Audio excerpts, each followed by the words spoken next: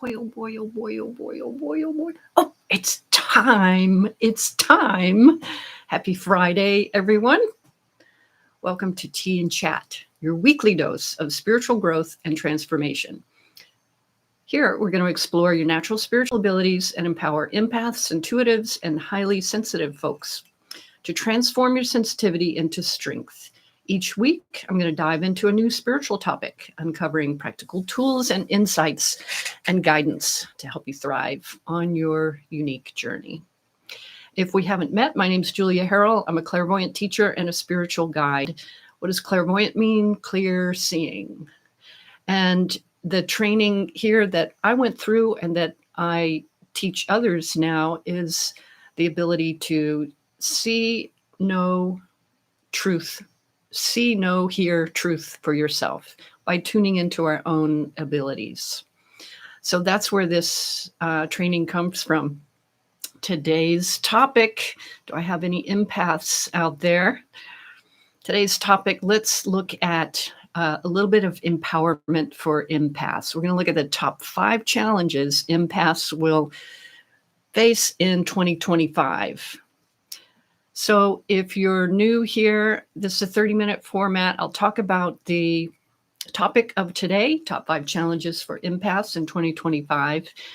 And if you comment in the live comment section, I won't see it if you comment in the regular one, but tab over to live comments. If you comment there and you would like a little mini read, ask me a question and I'll give you a little mini read on that.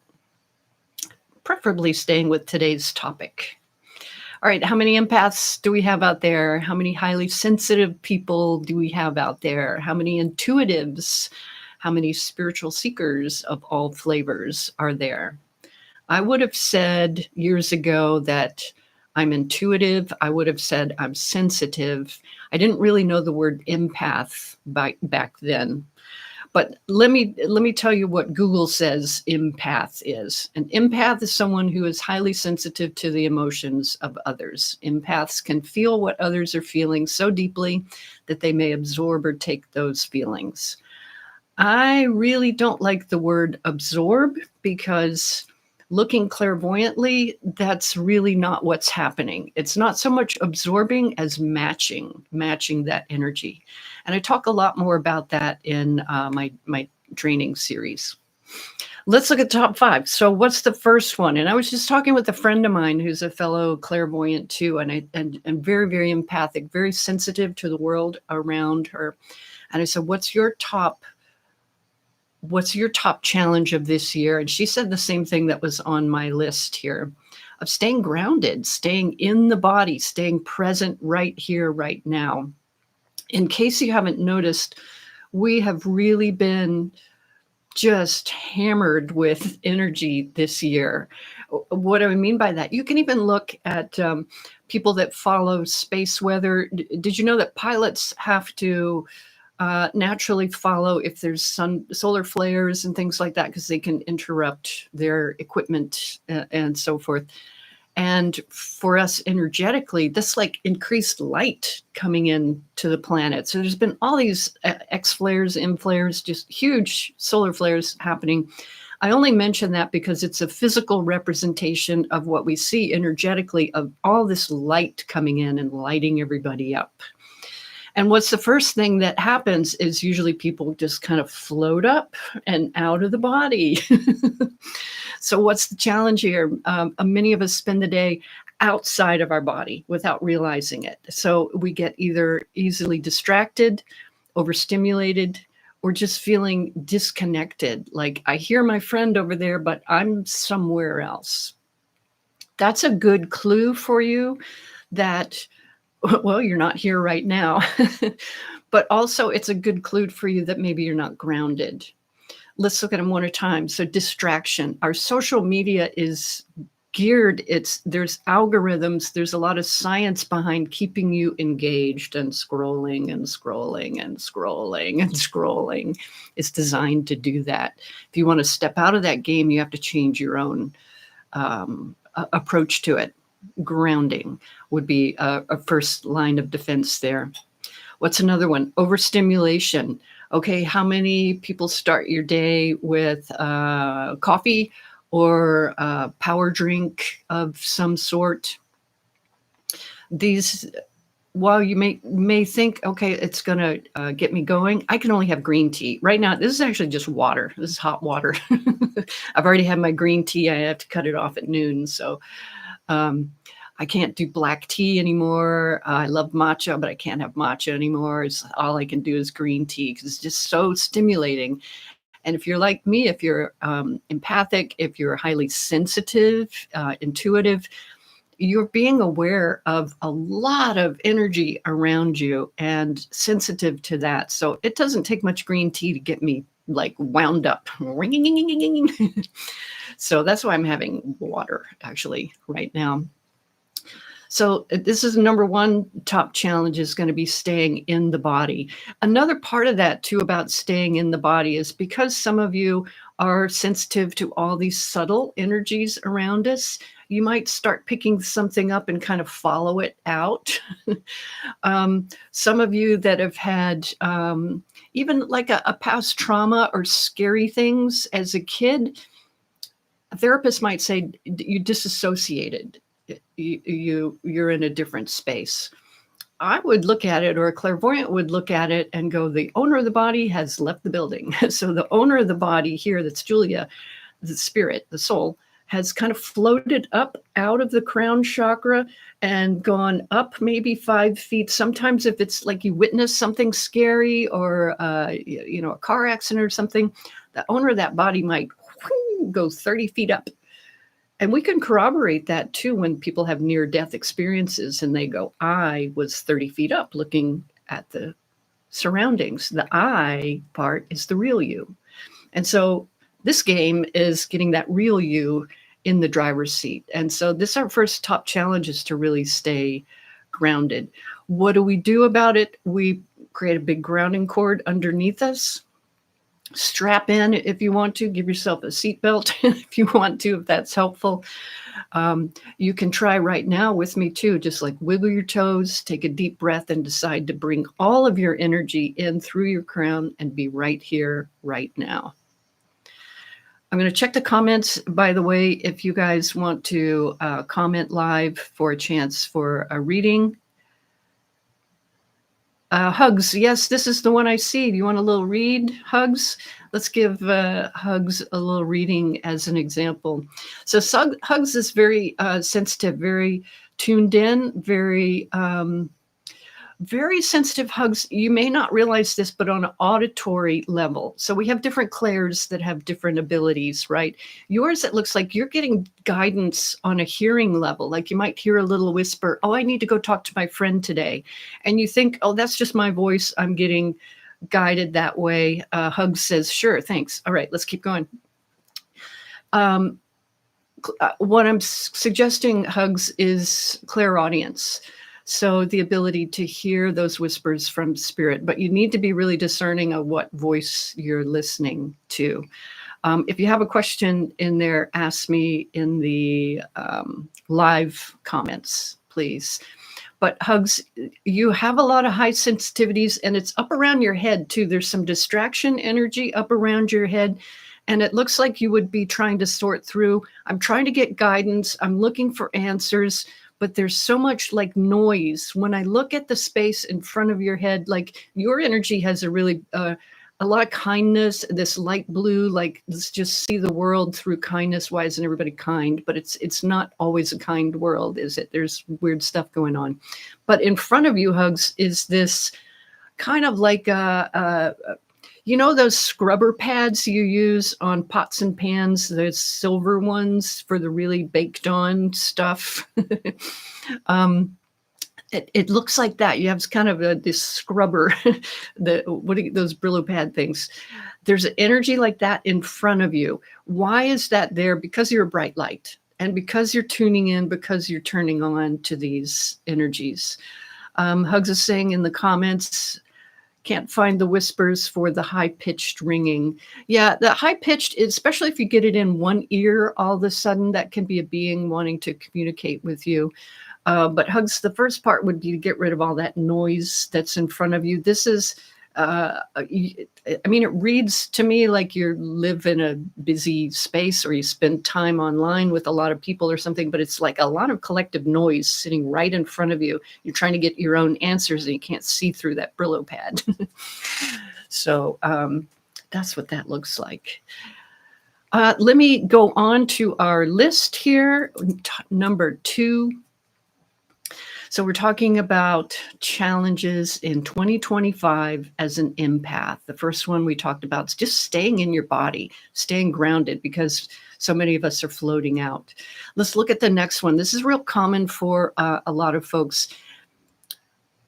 The challenge of letting go of old misbeliefs about ourselves. For example, not enough. I'm not enough. I'm too sensitive. Empaths might feel like I'm too sensitive. I'm separate or different than others, or I don't belong. This is a misbelief. And these kind of misbeliefs are going to be shining in our space right now as all these extra energies, this extra light is coming into the planet right now.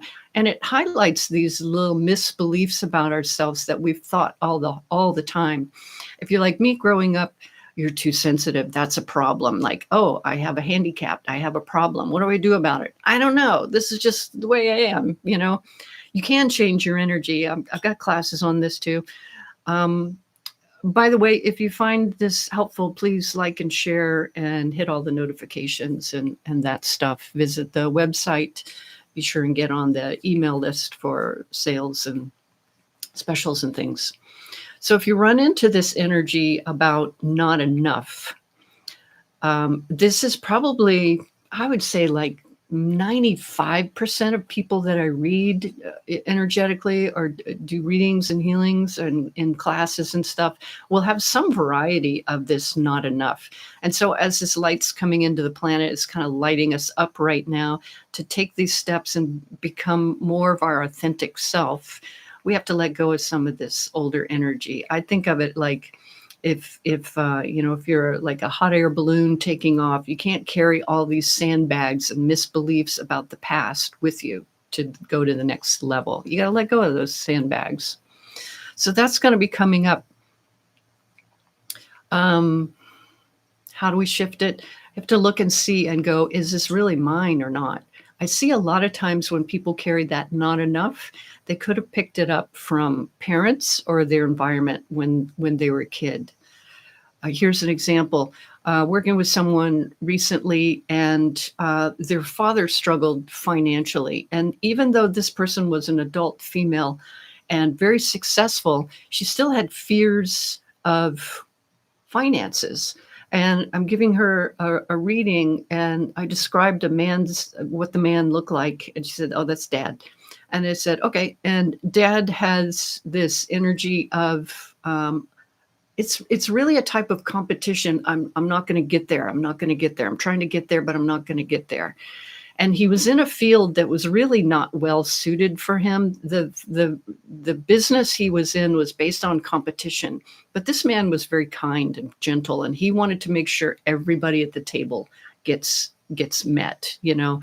So when this man got put into a really competitive environment, he felt like, I can't do this. I'm not good enough at this. I'm not good at this. So therefore, I'm not a good man. So therefore, I don't have enough money because I'm not competitive enough. Somebody else is going to be the alpha.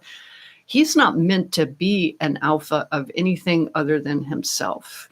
And so he grew up with that pattern of not enough. This girl, when she was a child, really emulated and matched her dad a lot. And so she had accidentally picked up that pattern from him growing up, because also she wanted to help heal him. She wanted to help him to feel better.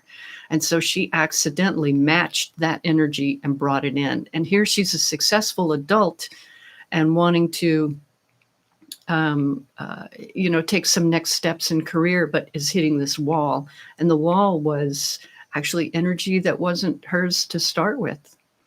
So we can take a look at that. If I'm running into, am I enough? Is it even mine to solve to start with? Let's look at number 3. I'm just going to take a look. I'm not missing anything here. Okay, number 3, owning your crown. Stop giving away your power. That's not really the way to put it, is it? But how often do we give away our power? So do we rely on external validation, the teacher, the medium, the psychic, the friends, the network, or whatever? They have the answers. They've got the information and I don't. This is a place where we kind of give away our crown. And I'm saying crown as our crown chakra, which is that space of just ultimate knowing, where we get intuitive downloads. They come right through the crown. And so if a master teacher says, don't give away your crown, then he would be talking about, don't give away your center of knowingness, that person has my answers and that person knows more than I do. They may, and we're going to listen to them, and it's great to have coaches, but we have to take it into our own internal intuitive knowingness too, and that knowingness happens at the top of the head, at the crown chakra, that center of knowingness. Why does this matter? Because we have access to our own answers here. External guidance is helpful, but we want to be able to tune in and get our own guidance too. So if you go to a workshop, I'm sure many of you would go to spiritual workshops, or you're spiritual curious, you're looking at different types of trainings out there. You're going to be going to these sessions. Realize those teachers have their own filters, but also their own specialties too. And listen, take it in, and then use your intuitive knowingness for that guidance. There are many people that may look to, say, an astrologer or a medium, which I like to watch those things too, but I don't give away my power to it. Like, oh, it's Venus retrograde, so I can't do the thing. Or the medium said it was going to be hard this week, so I guess it's going to be hard this week. It may be, it may not be, and we can create our own reality too. So number 3 would be, take a look at where we give away our power. And so how do you shift this? Owning your crown. So that center of knowingness, and remembering that teachers are there for guidance, but they don't have our power. We always have our own power, and we can take that into our internal knowingness. In the clairvoyant tradition, we can also own that power by setting a color or an intention in that space that I'm owning my own information. If you're not sure what color to set, use gold. Just imagine a little bit of gold energy on the top of your head. It's a very high neutral vibration. So if you're at another workshop or class or here with me, set a little bit of that gold, visualize a little bit of gold energy on the top of your head. That's setting your own knowingness with like a neutral, high vibration to be able to get those downloads for yourself. All right, let's look at number, what do I have here? Number 4. So because we're having more of this higher energies coming in, asking us to step up in frequency, a big thing that empaths run into, of course, is picking up the energy on an emotional level of people around us. So number 4, looking at releasing that energy overload of what we're aware of, right? So just because we're aware of it might not be ours. I can talk about more, well, I talk really in depth about the mechanics of what's happening for an empath and an intuitive in my online class, Powerful Resets. But for here to talk about what's happening when you're picking up the emotions, let's use emotions for an example, because if you think empath challenges for 2025, everybody around you right now is going through this shift of awareness of consciousness. And with that comes a time of kind of chaos. You can look on the news and every day there's wild things going on. And plus there's volcanoes and floods and crazy stuff going on. So it's a very tumultuous time. Consider as an empath, if you have 10 friends around you that are picking up this tumultuous time and you're empathic in a way that's picking up the emotions of 10 people in chaos, now that 10 people of chaos is vibrating like a string, but it's like this and not like, ooh, like a nice string. It's like, chaos. Now, if you have 10 chaos energies vibrating here, you pick up that energy. It has the vibration of chaos being, I don't know what's going on or what to do about it. It's just like throwing everything up in the air. You start feeling all of that and boom, overload. And you go, okay, well, I'm going in my room. I'm going to pull the covers over my head. I'm going to move to Outer Mongolia and just forget everything. And then I'll be okay. No, we don't get to do that this time. Just because you're picking up the energy doesn't mean you have to run away from it. You can learn to manage that, master it. But that's just your first ability to wake up.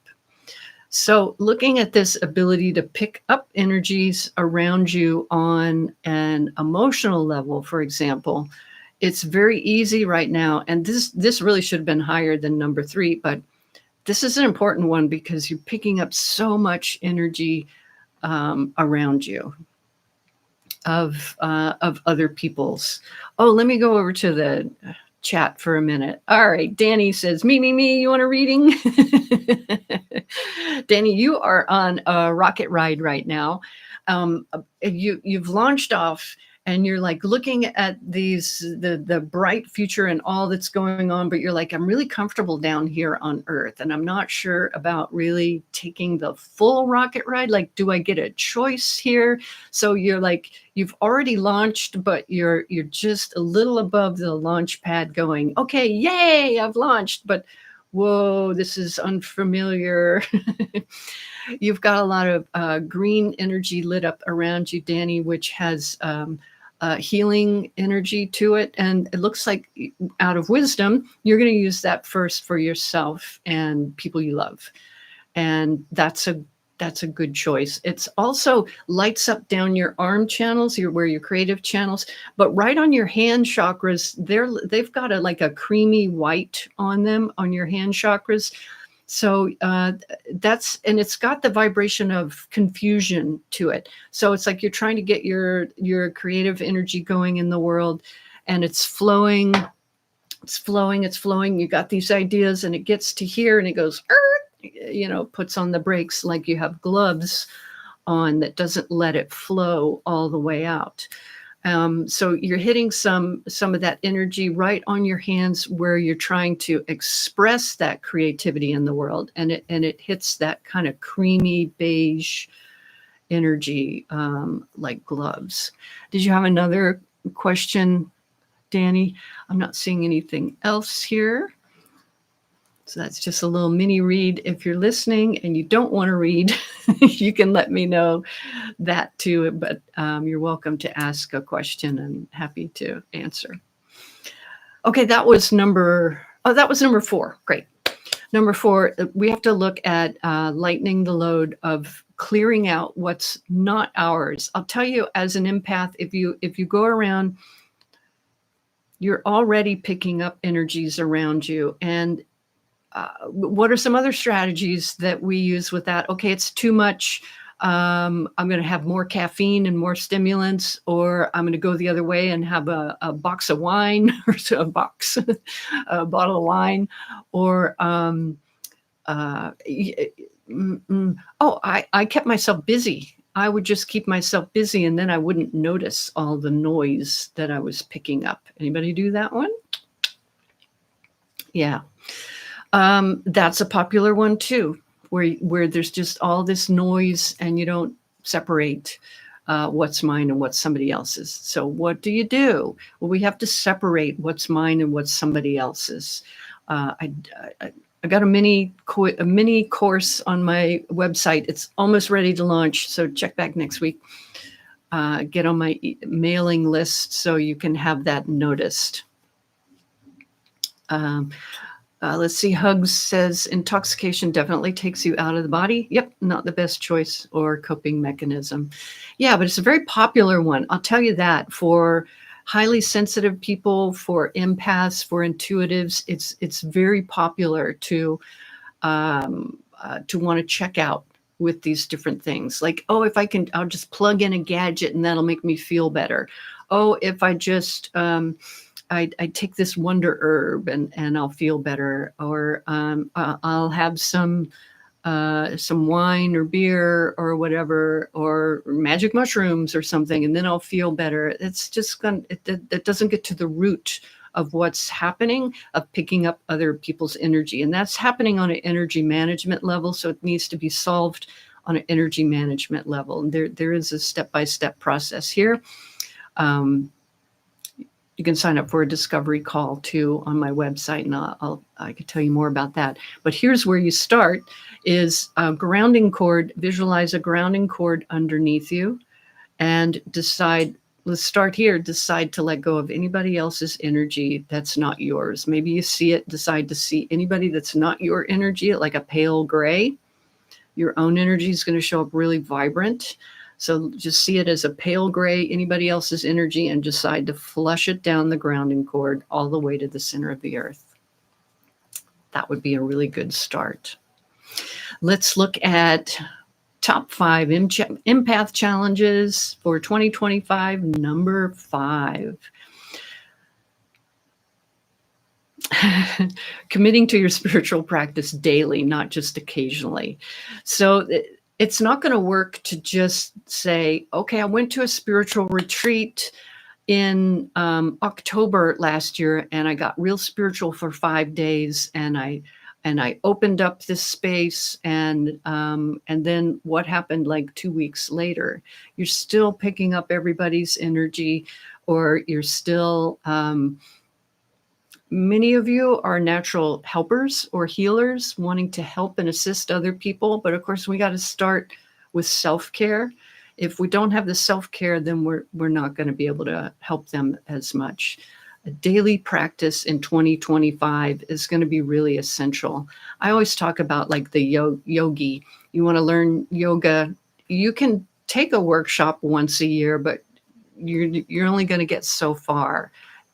Instead, if you were practicing even 10 minutes a day, you would be so much further along as a yogi. And it's the same way with the spiritual practice. And while the energy around us is so chaotic and changing so quickly, and that means all your friends are changing their energy quickly, and they're going in resistance to change.